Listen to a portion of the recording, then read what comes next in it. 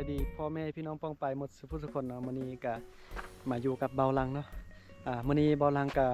พาพ่อแม่พี่น้องมาเที่ยวมาชมภาพบรรยากาศอยู่สถานที่ท่องเที่ยวอยู่เมืองไสแขวงดมไสเนาะตัดน้ำกัดอยู่ละป่าซึ่งว่าตอนนี้เบาลังก็มาฮอดแล้วแต่ว่าตอนนี้เบาลังยังอยู่ทางเข้าเนาะบนนี้ก็เป็นบอนถ่ายรูปนะเมื่อกี้ก็เห็นคนมาลิ้นบักหลายๆก่อนที่จะเข้าไปตัดน้ำกัดอยู่ละป่าก็มาถ่ายรูปอยู่นี่เนาะจะมีโลโก้อยู่นี่มีป้ายนำกัดยอละป่าเนาะขี่รถแต่เมืองไซมานี่ก็ใช้เวลาประมาณ10ปลายนาที20ปลายนาทีก็ฮอดเนาะบ่ไกลเส้นทางก็ดีนะเบาลังก็ขี่รถจักรมาคนเดียว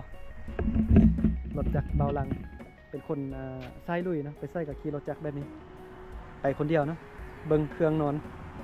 มีเต็นท์แล้วก็มีอันนี้จะเป็นตุกน้ำมันเตรียมพร้อมเนาะน้ำมันยาน้ำมันหมดกลางทางแล้วก็มีน้ำกินก็ประมาณนี้เนาะเดี๋ยวเข้าไปเที่ยวไปชมกันเลยตอนนี้เบาลังก็ขี่รถเข้ามาฮอดบอนบานสนเผากระมุเนาะก่อนจะเข้าไปต้าน้ำกัดโยลป่าก็มาเวทางด้านขั้วมือนี่ก็จะมีบานสนเผากระมุอยู่นี่งามเลยผมกับพี่น้องซึ่งว่าเบาลังก็เคยมาคลิปก่อนเนาะเคยมาเที่ยวแล้วก็มี FC เนาะให้ความสนใจอยากให้มาเที่ยวเติมมื้อนี้ก็พามาเบิ่งเติมเนาะผมกับพี่น้องเพราะว่าคลิปก่อนกับเบาลังก็ได้ไปเที่ยวงานบุญประเพณีบรรดาเผ่าเนาะก็เลยว่าลวงมาตัดน้ำกัดโยลป่าเลยเพราะว่าตัดน้ำกัดโยลป่านี่ก็บ่ได้ไกลเนาะจากตัวเมืองไสนะก็เลยว่าถือโอกาสมารีวิวให้เบิ่งอีกตื่มเนาะมาเที่ยวตัดน้ำกัดอีกตื่มเนาะตอนนี้ก็เข้ามาบ้านสนเผากระมุแล้วนะผมพี่น้องเดี๋ยวเข้ามาในบ้านสนเผากระมุเบาลังจะพามาเบิ่งอันนี้จะเป็นเฮือนของนักท่องเที่ยวเนาะเขาจะว่าให้นักท่องเที่ยวมาสามารถมาพักนอนอยู่นี่ได้แต่ว่าคืนนึงนี่ราคาเท่าไหร่ก็เบาลังก็บ่ฮู้เนาะลืมละ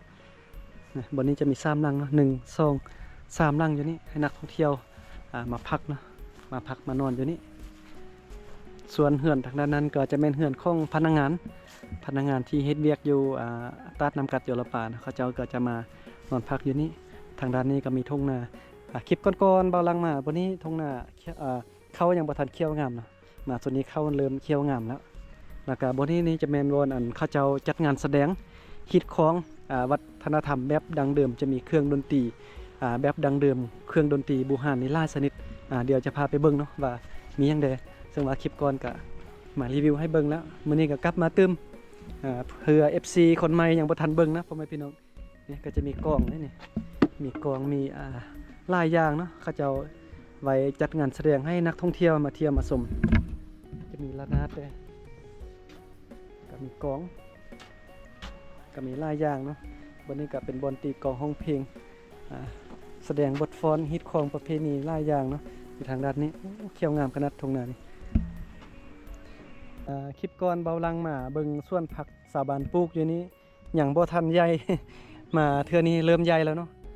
ผักกาดเขาจะปลูกอยู่นี่โอ้หลายเลยเขาจะปลูกผักหอมอยู่ด้านนั้นนะเขาจะปลูกผักหลายขนาดเดี๋ยวจะพายางออกไปทางนอกเลยจะไปเที่ยวตัดน้ำกัดโยลป่าเนาะจะเข้าไปเที่ยวส้มซื่อๆจะบ่ไปฮอดน้ำตกนะ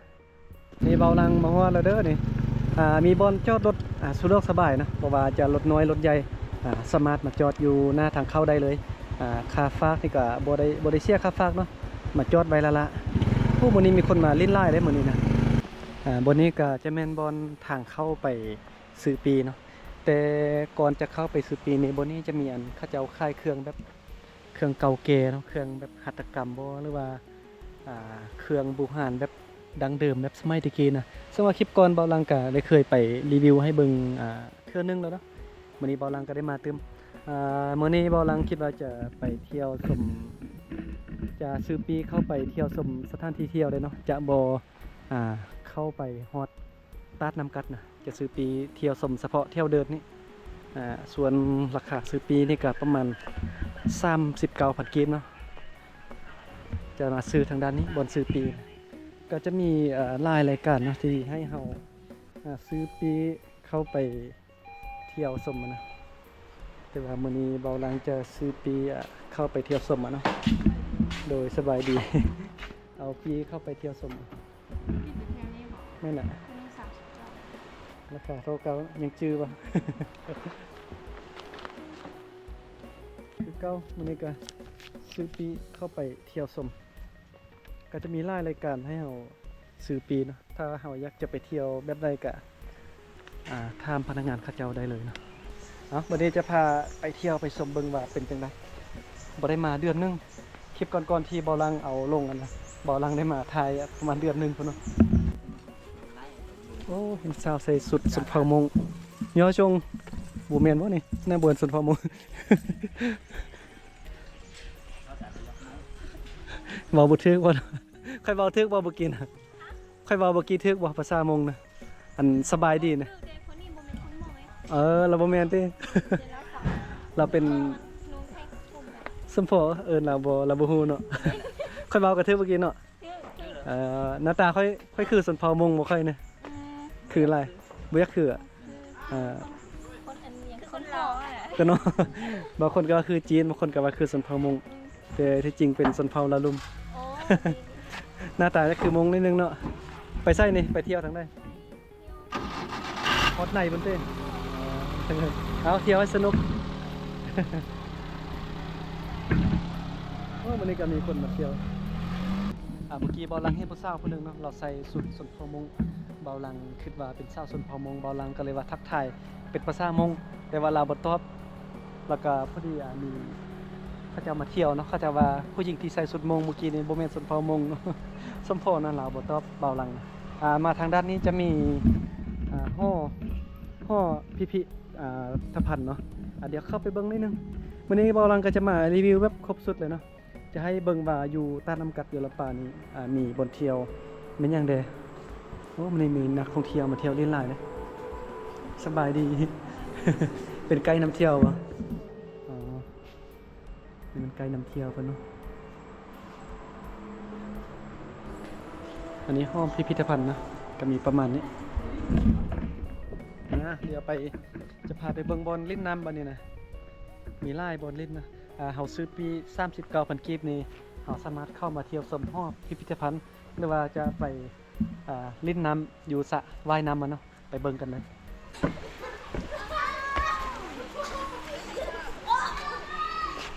สระน้ำนี่ก็จะมีซ่องบอลโอ้สาวงามเลย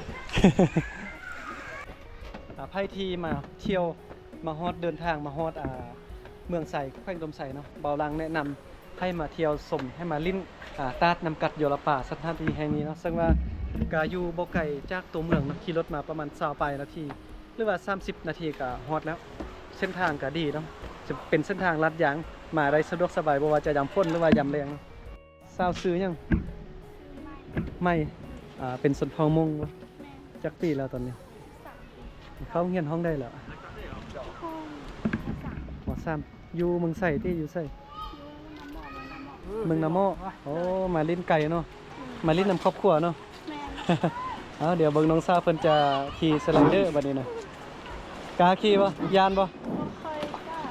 ลองเบิ่งเนาะยาน อุ้ยฟังเสียงแล้วตกใจเป็นจังได๋กล้าบ่บัดนี้น้องซาเพิ่นยานได้บัดนี้เดี๋ยวก่อนจะขี่สไลเดอร์เตรียมตัวพร้อมแล้วบ่น้องซาเพิ่นจะลงสไลเดอร์เนาะกล้าลงบ่จักเทื่อแล้วขี่สไลเดอร์นี่2-3 เทื่อแล้วลองเบิ่งบัดนี้นะ ไปแล้ว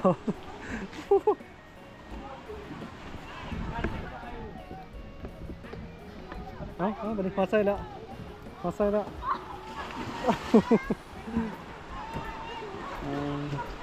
เบาลังกระยักลงลิ้นน้ำอยู่แค่วันเอาบ่ได้เอาเครื่องมาเด้เครื่องเอาไว้รถมันนะส่วนทางด้านนี้ก็มีห้องอาบน้ำแล้วก็เปลี่ยนเครื่องเนาะถ้าเราไปลงลิ้นสระน้ำก็มาเปลี่ยนเครื่องบนนี้มีห้องน้ำอีกเดี๋ยวจะพาไปเบิ่งอีกบอลหนึ่งเนาะโอ้มีหลายบอลนี่บอลลิ้นบอลเที่ยวบอลไทยฮูปนะใครที่มักลิ้นมักเที่ยวมักไทยฮูปก็แนะนำมาเนาะสถานที่ท่องเที่ยวตาดน้ำกัดอยู่ลำปางมาเที่ยวธรรมศาสตร์ก็เป็นสถานที่ท่องเที่ยวอันดับต้นๆของแขวงอุดมไซเลยอยู่นี่นะที่นี่ก็จะมีอาหารเนาะโอ้เขาเจ้าเลี้ยงป่าด้วย อ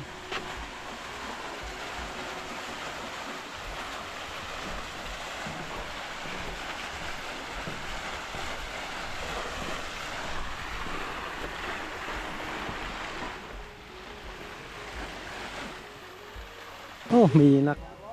ท่องเที่ยวมาเล่นมาเที่ยวหลายเนาะมื้อนี้นะหลายเป็นพิเศษเลยคลิปก่อนที่บ่ลังมาเล่นนี่บ่ได้มีนักท่องเที่ยวหลายแบบนี้เนาะมื้อนี้โอ้มีนักท่องเที่ยวมาเล่นมาเที่ยวหลายคลิปก่อนก็พามาเบิ่งแล้วเนาะมื้อนี้ก็พามาเบิ่งอีกครั้งนกยุงเบิ่งห้าว่าก็ยาว1 2 3 4ตัวเห็นนกยุง4ตัวตัวที่5ตัวเด้3ตัวอยู่นี่1ตัวอยู่นั้นตัวที่โอ้เป็นหัวหน้าทีมบ่นี่ ตัวใหญ่ๆแบบนี้เลยเบิ่งเนาะนี่คนฝรั่ง Hello สบายดี Hello. Can you speak Lao Speak Lao No. No. No. Where are you from French? French Yes. I want to speak with you but I know English a little Okay. Okay. Hello, I don't, Sabadi. I don't speak Lao. You don't speak Lao Bye bye.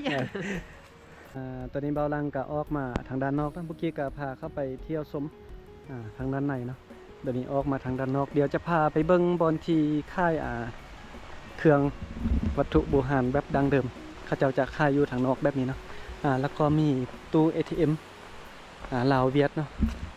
เอามากดเอาเงินสดอยู่นี่ได้เดี๋ยวจะพามาเบิ้งเครื่องหัตถกรรมหน่อยหนึงก่อนเพราะว่าราคาบ้าบอลังมาแล้วจนตื่นเนาะราคาหลายล้านนะบางสิ้นบางอันเนี่ยคลิปก่อนบอลังก็มารีวิวเท่านึงแล้วเนาะ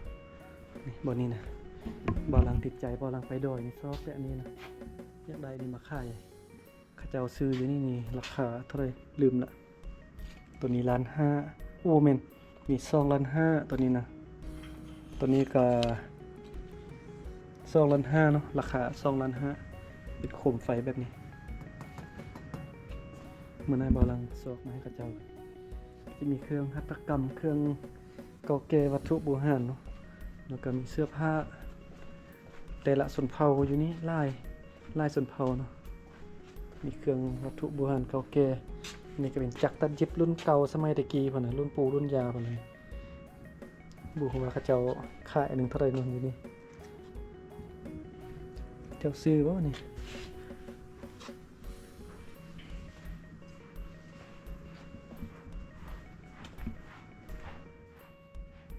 มีประมาณนี้เครื่องหัตถกรรมหลายอย่าง